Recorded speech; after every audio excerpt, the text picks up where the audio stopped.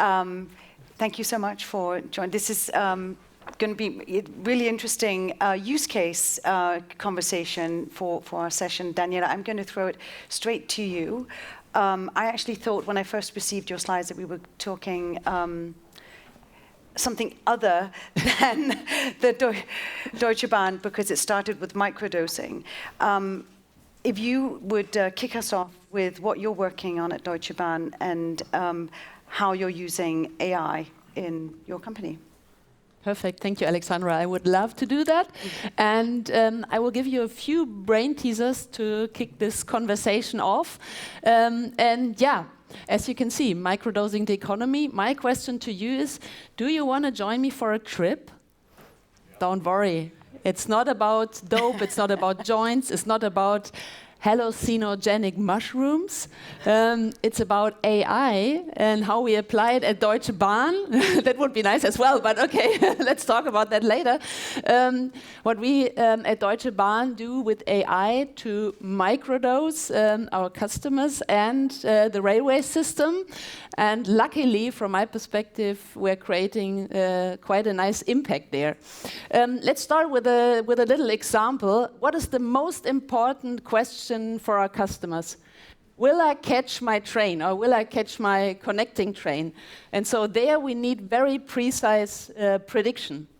And so starting 2 years ago, we established an AI tool connecting all the little data dots with regard to the planned schedule, with regard to bottlenecks, with regard to network conditions, available tracks, historic data, all this, to bundle it together in a tiny little icon for the customer, because the customer doesn't have to understand the complexity, and show it in the DB Navigator app, if you know that, as a tiny little icon where you catch the train and what the delay will be. So you might say, and then you can hear it channel-wise on the speakers, on the displays, at the train station, all good. You might say now, nice with the app, but actually I expect more, yeah? Indicating delays is nice, but avoiding delays would be much nicer, yeah? Okay, so, but how? And no excuses, but I want to give you some fun facts about the German railway system. We have 33,400 kilometers of tracks. We have 400 railway companies running on this system, 400. We have 77,000 switches, so Weichen, and 5,700 stations where you can change trains. Yeah, so be assured there is a plan scheduled, but sometimes reality kicks in, and as we heard here, reality rules as well.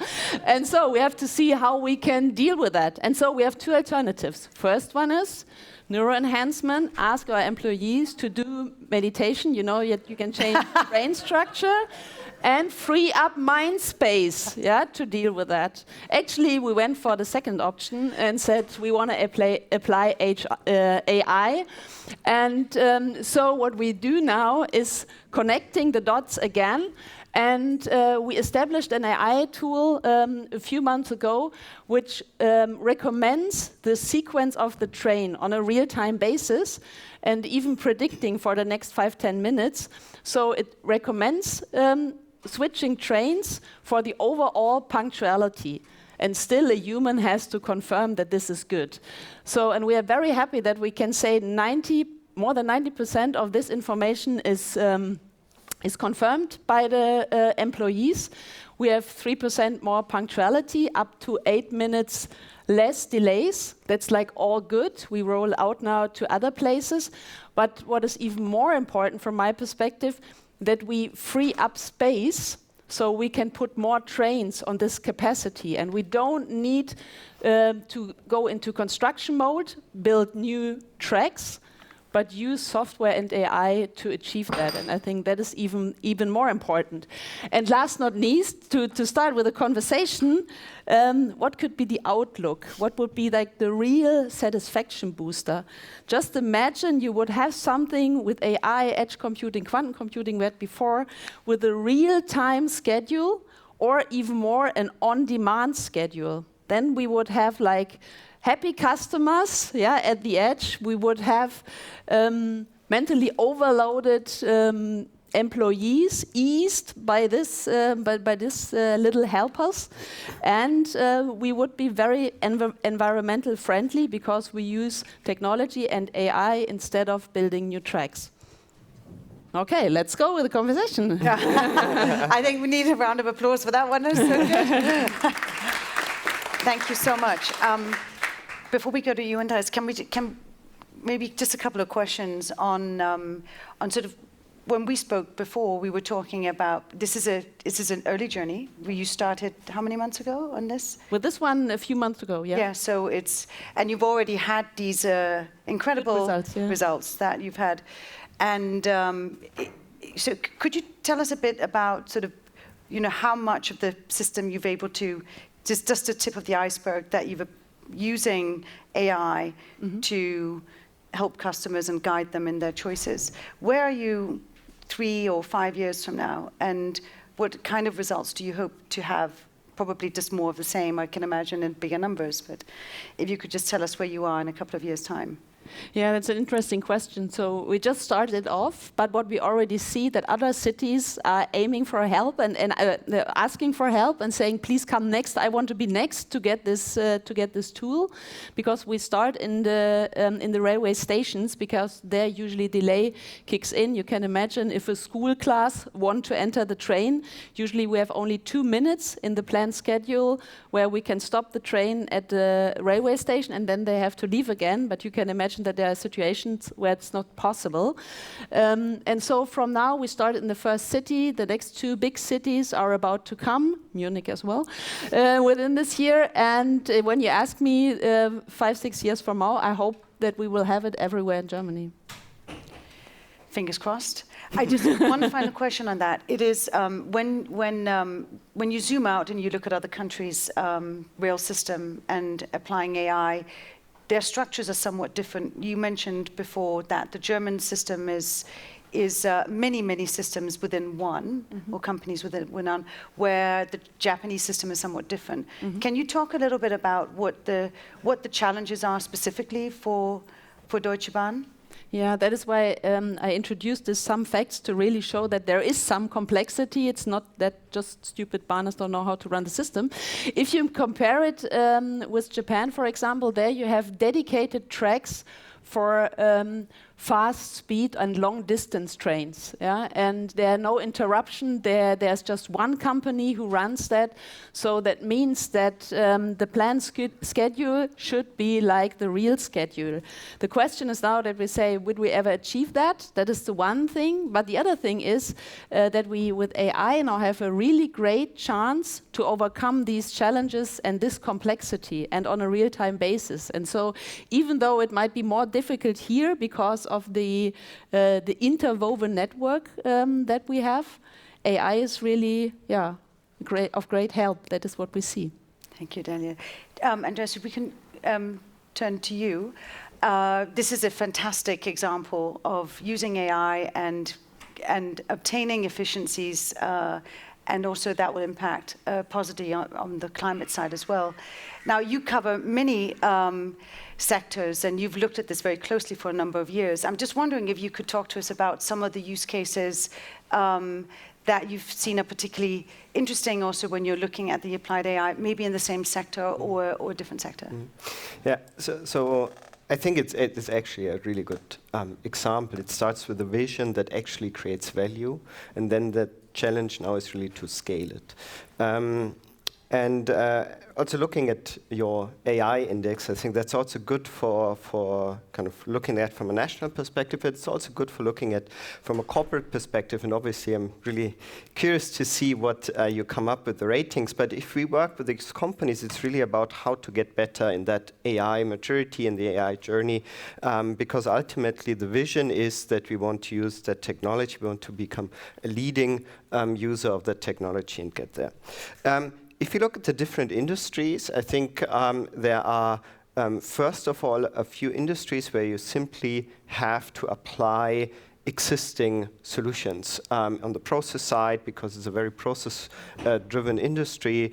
Might be banking, might be insurance, might be other companies where there is quite a bit already existing from a technology perspective, and that is obviously something that these companies apply, and then it's really about transforming the organization. So there is, I would say, quite a bit happening. The challenge from these industries is to adapt the processes, to adopt the organizational culture, to really change the way of how you work.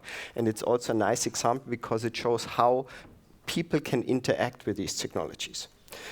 Because it's something you said, it's a neuro enhancement, it's an augmentation system that lets humans make better decisions with these AI tools. And obviously humans need to get used to these systems and so on. And that's again, for the other part, also a very good example, because it's a very specific problem to the industry with very specific parameters. And there comes the industrial sector, the chemical industry, the medtech industry. And if we work with them, it's very, very specific use cases. They typically don't talk about it. So again, I'm curious to see how you manage to identify the maturity there. But they don't talk about it because it's at the core of their business. And there has been quite a bit happening in the couple of years, but from my perspective, also in these industries, most of them are at that point where they now want to scale. So they have one or two good applications, but it's in one specific region or with one specific customer, and now it's really about the question how to scale that across the whole organization. And that simply takes time, specifically for that kind of cultural adoption of kind of the acceptance of the employees. And so to get that employee buy-in, so to speak, I'm curious to hear how you went about that at Deutsche Bahn. How did you get that? Did you just decide that this is what we're going to do because it's a good thing and it will create efficiency, we'll get the buy-in later? Or was there a process with which there was some discussions with employees across the company? Mm-hmm. Yeah, what we figured out is best to start with a team who's really eager and curious and wants to do it, and to start with, and you said it as well, in kind of this shadow mode. So really say the system is there, you can use it, but you are still, the manager, the one who steers the system. Yeah, and you can use this recommendation, or you take your own decisions. And as we saw over time, and actually that was quite fast, that we came up to more than 90% of following the recommendations from the AI tool, I think that could be a good way so that people are not freaking out in the sense of, oh, there's AI next to my desk, what's going to happen? But really say it's here for helping and support, but still you are the one. And I would always say we need this kind of people because there are enough complex situations where the AI system is still not there to take the right decision. And they can focus on these problems and then take better decisions there because they're not mentally overloaded. And just to add to that, I think, so one example, we worked with a very, very traditional company in Germany, even, similarly maybe. It wasn't Deutsche Bahn. No, What could be? And in that company, we started to work on a prototype for a product, and then we wanted to test it with the experts of this company, and they were really kind of excited about that, and this person then just continued using that prototype, and we all said, oh God, you can just use that prototype in the normal running operations. But they said it's so cool. Then this adjustment curve or that acceptance curve, once they try it out, that's really fast. They are quite skeptical in the beginning of that project, and you need to convince them to collaborate with you and maybe to hand out data or expertise. But to see that system working and then it creates some trust, then the acceptance is typically really fast, and people then really tend to use it. And do they then share that experience with other similar companies, or who would transfer transfer that kind of experience to other companies so they can adopt it quicker or take that step quicker? So that's, we heard it yesterday in that session with Personio and Solonis, that people have to make these experiences for themselves. And I think there's no way around it. So what we now discuss with many companies is how to build these experience centers where employees can come in, try out AI solutions, because it's really something you have to try out to understand how it is. I mean, if you go and drive with an autonomous car, reading it, it's different than sitting inside a car without any driver and you drive around. So it's something that people have to experience for themselves. It's, they talk about it, but what we then typically do is to talk on that meta level of what types of experiments or experienced rooms can you give your employees, and that's when companies learn from each other to help kind of really all the employees to then get to use to AI systems. And you've had experience in your previous jobs on implementing AI solutions and technology solutions. Is that you recognize that was, or was Daimler a different journey of adoption because there was more buy-in from the management and employees? I think it's a completely different story. If you're about to build an autonomous driving car, autonomous driving truck, or if you have one specific use case where you can find within like 6 months a real change in operation and real success. So if you invest in autonomous driving, it will take you years. So it's a completely different story. And that is why we said, let's focus on this microdosing. So start with the little ones, because that builds trust, and then you can reach for the bigger things. Yeah. But I think also, I mean, you're really lucky in that sense that you have use cases where there's immediate return, where there's immediately clear what the benefits from these use cases are. There are many companies that struggle to find these use cases, and I heard many times that at some point in time the management gets impatient and says, hey, show me the real cases, not the nice showcases or prototypes, but where is it really driving value? And I think to identify one of those cases, as you just described one, that is the key, because you have to prove these benefits to create that acceptance. And in your mind, is there something that the government, from a policy perspective, could do to support the visibility of use cases, or is there something from the policy side that you would like to see over the next couple of years to accelerate the adoption of AI? So if you look at that from a policy side, it's rather interesting, because in the strategies, in the national strategies, you have always that focus on, we want to become the world leaders, we want to become leading in applying AI. And then if you look what they actually do is to focus on the very early upskilling of the very early education of people, and maybe some prototyping and some support for research. But that does not get you to that market-leading position. And I think governments, and Singapore is one example of a government that's doing that quite well, is how they systematically help these organizations to advance on that maturity and not to start with it only, because that advancement is also what is then really kind of that is really challenging for these organizations.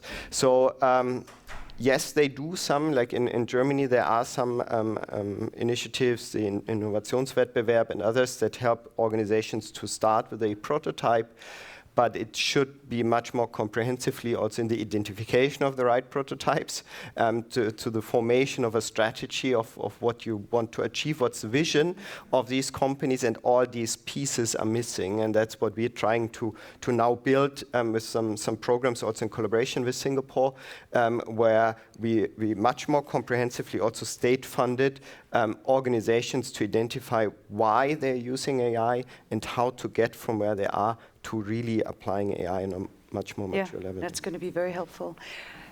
We've only got 40 seconds left. And so, Danielle, the last question maybe for you is do you don't collaborate with you do, I mean, the collaboration that you might see comparing to the one that you mentioned in Singapore, is that, so two questions. Collaboration outside of Germany is how do you see that in the future? Do you see that has a role? Secondly,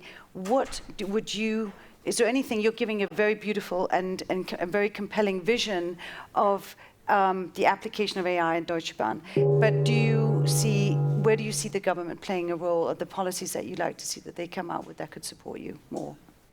Okay, yeah, first of all, in 2 weeks' time, there's the big international convention where all the railway system managers come together. So there's a good place to exchange different systems, ideas, use cases. And we try to collaborate and exchange experience with all other companies who have similar problems, like this interwoven complex network. You can think of energy companies, you can think of network mobile companies, so these kind of things where we say, how can we optimize it? What other ideas are there in the room?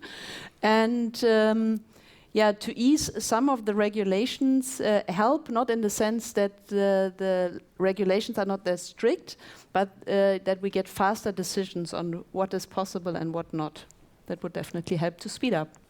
That's very clear. Thank you so much. This was very interesting. Thank you for your time.